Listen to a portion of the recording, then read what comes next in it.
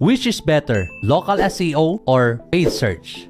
Suppose your marketing budget could be higher if you want to build your brand authority. If you're looking to maximize your long-term return on investment, and if you want to create content that reaches your audiences at different sales stages, use local SEO. In contrast, if you want to result quickly, if your product is novel or first of its kind, if you're promoting a time-sensitive offer like a holiday sale, and if you wish to direct your audience to sales or landing pages, use paid search. But which is better, the two? There is no general answer to this.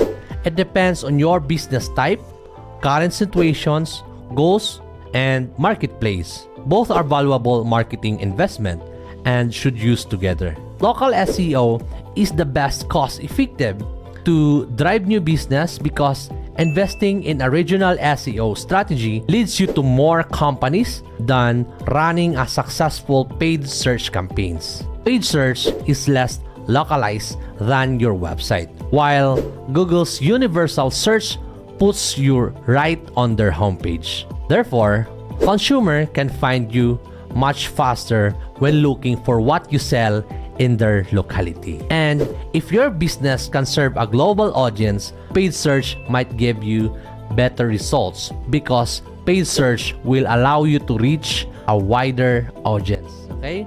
Well, that's all we have for today, and stay tuned for more. If you want to be found in Google Maps and local SEO, schedule a discovery call, use KherkRoldanSEO.com. See you there.